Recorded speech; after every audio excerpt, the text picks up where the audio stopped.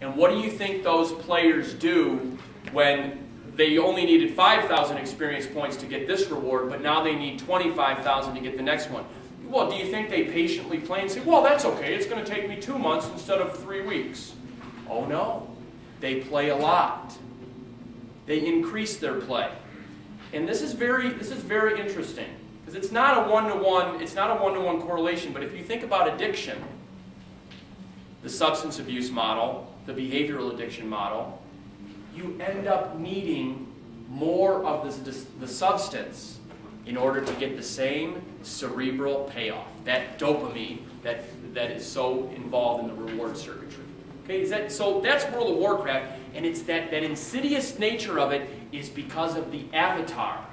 Okay, you have to gain experience points, and then you become, I've played my avatar for 2 years. Can you imagine the emotional attachment to your avatar when you've played the same character for 2 years? It's almost like your baby.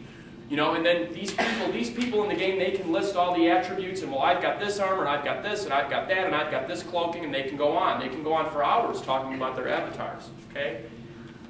RuneScape is very similar. Some of you may have small children. RuneScape is sort of it's a gateway game. You know, they talk about like gateway drugs, like marijuana is a gateway drug. So if you start doing marijuana, then the risk of you doing harder stuff increases. Well, RuneScape is a gateway game.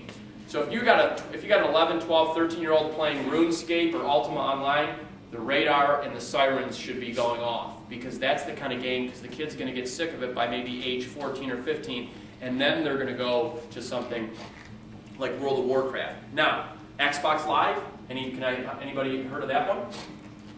That's another. Xbox has done something very interesting.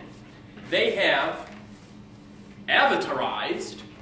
I think I'm the first one to coin that word, so I take that too.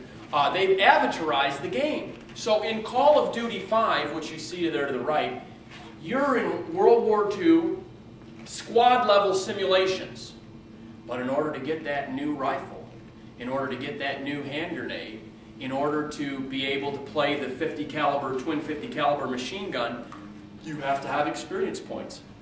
And guess what you have to do to get the experience points? Play a lot. I have a friend of mine, he's the same age as me, went to the University of Michigan together, and he's a lawyer.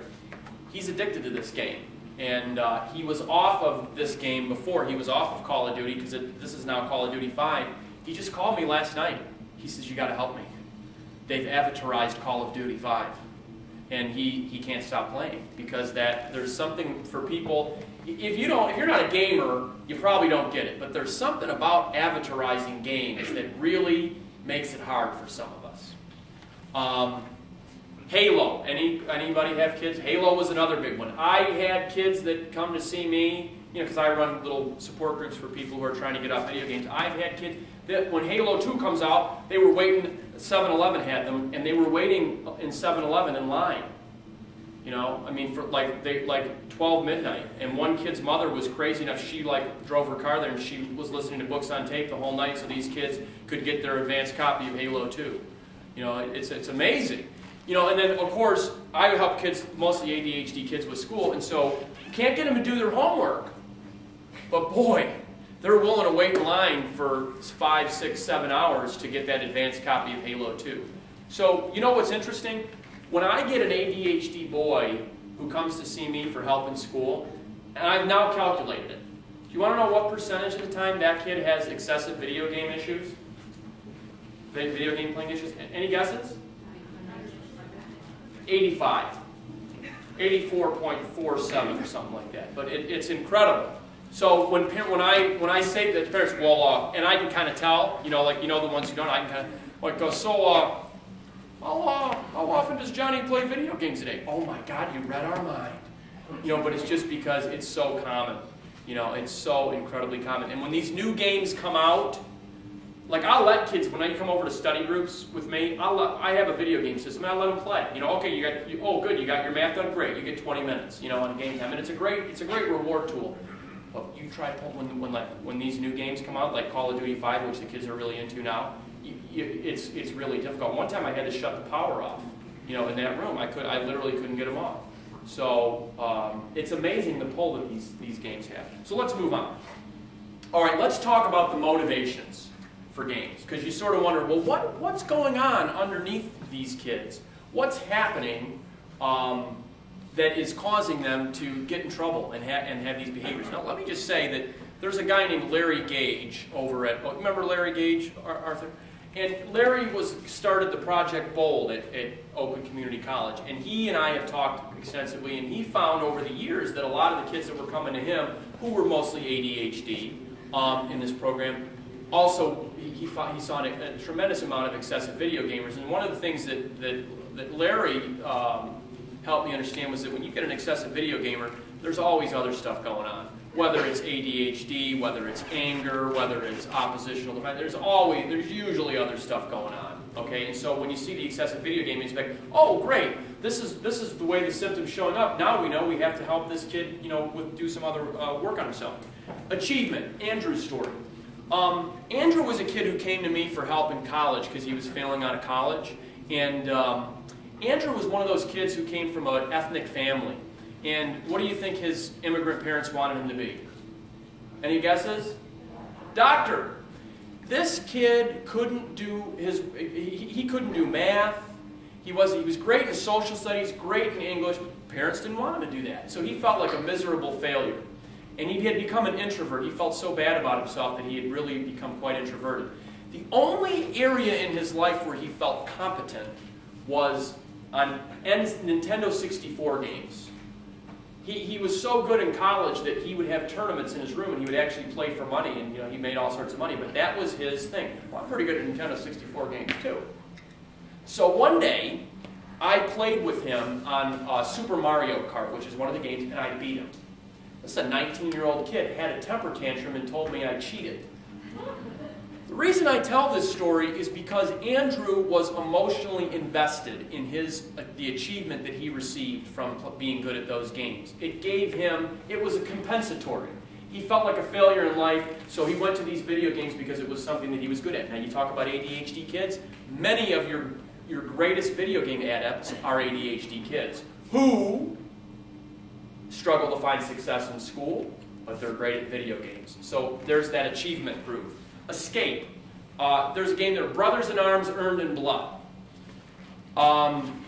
This is another guy. This is a World War II squad level simulation. And the way I like to tell the story is there was a guy that came to one of my groups, and he was playing this every night when he got home from work, and he was fighting in the ruins of Bastogne to keep the Nazi invaders at bay while his marriage crumbled around him. And this was a guy whose marriage was crumbling, didn't know what to do, and he played this particular game as a way of escaping reality, didn't deal with it. So there's that escapism. There's a boy that comes to see me who is, he's bipolar, wonderful kid. He's like a sprite that just came out of the forest, and he's just very lively, but he struggles with bipolar. And this is what he told me. I said, well, what is it for you about video games that you can't stop? He says, do you like to watch movies? I said, yeah. He said, well, instead of watching a movie, when I'm playing World of Warcraft, I'm in the movie. And that's the way it felt for him. For him, the way that his brain is configured, he merges with the game, and it becomes an alternate reality that he enters into. Socializing, friendships, relationships. I had a young lady come to see me. She was 19. She was hooked on World of Warcraft. She was a night elf, was her character. And you see, in World of Warcraft, you're not just alone. You have a guild.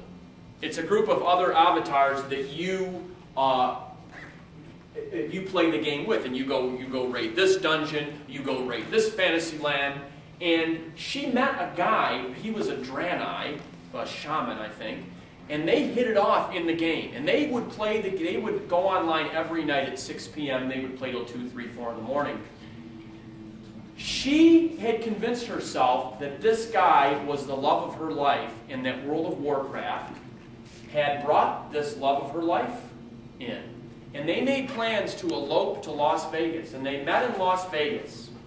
And what she realized, and this is when she came to one of my groups, she realized that every attribute that his avatar had in the game, was the opposite of who he really was. So, whereas he was this talkative, fun, exciting, brilliant guy in the game. He was 28, unemployed, and lived in his mother's basement.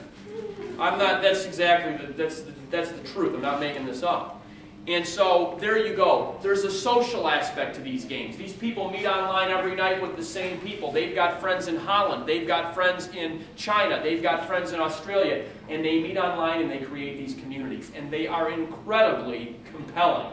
And they get hooked on them. And they feel that if they don't get online at 6 p.m., their guild, they're not going to be there for their guild. They've got to be there for their guild members. I can't let those people down. And so even one of the things that keeps players playing is that even when they start to want to stop, the guild keeps them going. They don't want to let down their friends.